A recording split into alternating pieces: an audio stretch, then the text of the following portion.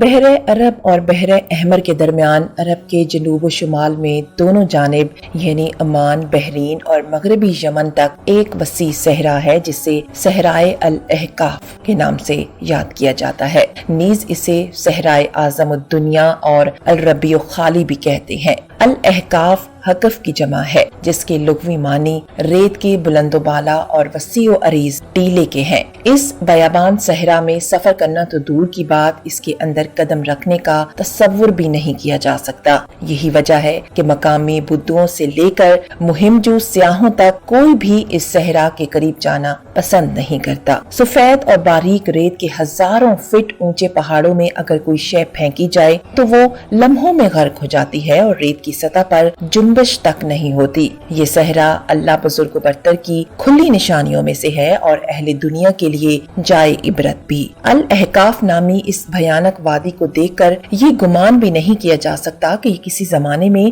دنیا کا سب سے زیادہ سرسبز و شاداب علاقہ تھا، جہاں بے شمار پھلوں اور پھولوں کے وسیع باغات، ٹھنڈے پانی کے چشمے، آبشاریں اور بلند و بالا عمارتیں موجود تھیں، جس میں دنیا کی سب سے زیادہ طاقتور، مالدار اور شاندار تمدن رکھنے والی قوم عاد آباد تھی۔ یہ دنیا کے سب سے زیادہ قد آور اور زوراور انسان تھے۔ اتنے طاقتور لوگ اللہ نے پھر دوبارہ پیدا نہیں کیے، جیسا کہ اللہ تعالیٰ نے قرآن کریم کی سورہ فجر کی آیت نمبر 8 میں یوں فرمایا ہے کہ ان جیسی کوئی قوم اور ملکوں میں کبھی پیدا نہیں کی گئی۔ طوفان نوح علیہ السلام کے بعد قوم عاد ہی وہ قوم تھی جو سب سے پہلے کفر و شرک میں مبتلا ہو کر بتوں کی پجاری بنی۔ انہیں اپنے پتھروں کے خداؤں پر بڑا ہی گھمنڈ تھا۔ آج کی ویڈیو میں حضرت ہود علیہ السلام کی قوم عاد، جسے قوم ارم بھی کہا جاتا ہے، اس کی نافرمانیوں کی وجہ سے ان پر اللہ کا کیا عذاب آیا تھا تفصیلاً بیان کریں گے۔ آپ دیکھ رہے ہیں ٹرو انفو نیٹ ورک اور میں ہوں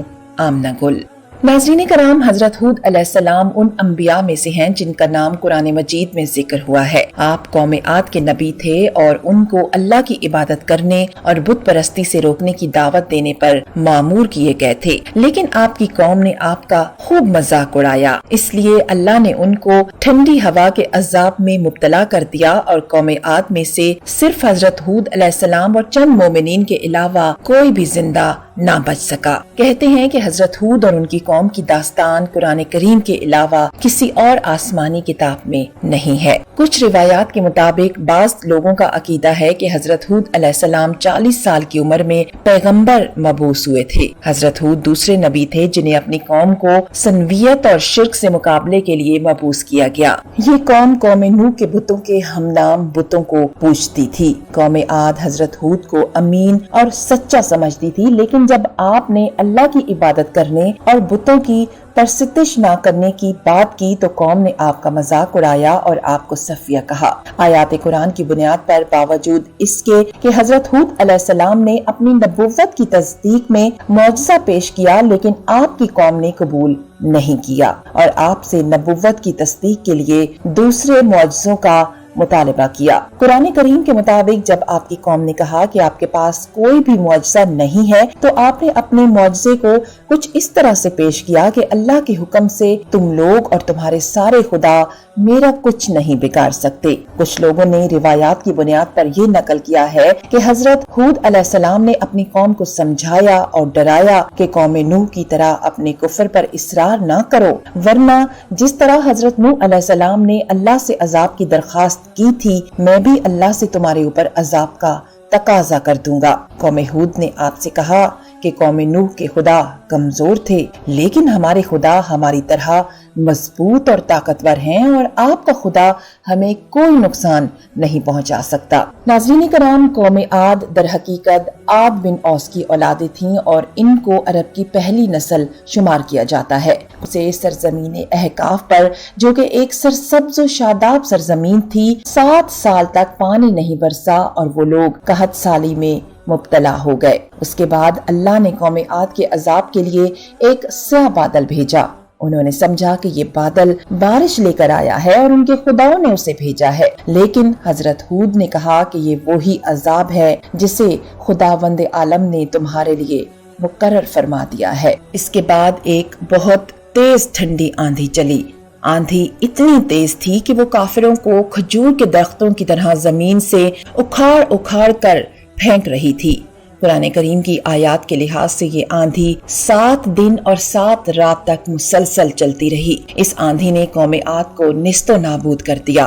उनमें सिर्फ हजरत हूद और उनके असहाब ने इस अजाब इलाही से निजात पाई। वो लोग अल्लाह के हुक्म से एक गड्ढे में छुप गए थे। इब्ने कतीबा के बकौल हजरत हूद अलैहिस्सलाम और आपके असहाब मक्का चले गए थे और वहीं पर कयाम किया था और फिर हमेशा वहीं रहे। नाज़रीन कराम, अल्लाह ताला ने कुरान करीम के मुख्तलिफ मकामात पर कौम आद पर नाजिल होने वाले अजाब का तस्करा फरमाया है ताकि कुफ्र, शिर्क और गरूर और तकब्बुर में मुब्तला लोगों को तनबीह हो। इसके अलावा कुरान करीम की एक सूरत का नाम हजरत हूद अलैहिस्सलाम के नाम पर सूरह हूद है। कुरान पाक के 11वें पारे में मौजूद ये सूरह मुबारका 123 आयात और 10 रकुआत पर मुश्तमिल है। ये सूरत मक्की है। ये उस दौर में नाजिल हुई जब कुफार मक्का का जुल्म और सितम अपने उरूज पर था। चुनाचे सूरह हूद अलैहिस्सलाम में इन पिछली कौमों का तस्करा है जो अल्लाह के नबियों और रसूलों की तकजीब करके कहरे इलाही का निशाना बनी और तारीख के सफात पर हमेशा के लिए इबरत का नमूना बन गयी। सूरह हूद में 7 पैगम्बरों के किस्से और वाक़यात दर्ज हैं, लेकिन इस सूरत को हजरत हूद अलैहिस्सलाम के नाम से मंसूब करने से मालूम होता है कि हजरत हूद के किस्से और कौम आद पर नाजिल होने वाले अजाब को खास अहमियत हासिल है। हदीस मुबारका में है कि रसूलुल्लाह सल्लल्लाहु अलैहि वसल्लम की रेशे मुबारक के कुछ बाल सफेद हो गए तो हजरत अबू बकर सदीक रज़ियल्लाहु ताला अन्हु ने अर्ज किया, या रसूलुल्लाह, आप बूढ़े हो गए? तो आप सल्लल्लाहु अलैहि वसल्लम ने फरमाया कि हाँ, मुझे सूरह हूद ने बूढ़ा कर दिया। अल्लामा तबरी की बाज रिवायतों में है कि कौम की हलाकत के बाद मजीद 50 बरस तक हजरत हूद अलैहिस्सलाम जिंदा रहे और अहले ईमान को वाज व दर्स फरमाते रहे। कहा जाता है कि हजरत हूद अलैहिस्सलाम का मज़ार हजर मौत के एक मकाम पर है जहाँ अरब के मुख्तलिफ हिस्सों से हजारों की तादाद में लोग जमा होते हैं, अगरचे ये कब्र तारीखी तौर पर साबित नहीं है। वीडियो अगर पसंद आए तो अपने दोस्तों के साथ शेयर जरूर कीजिएगा।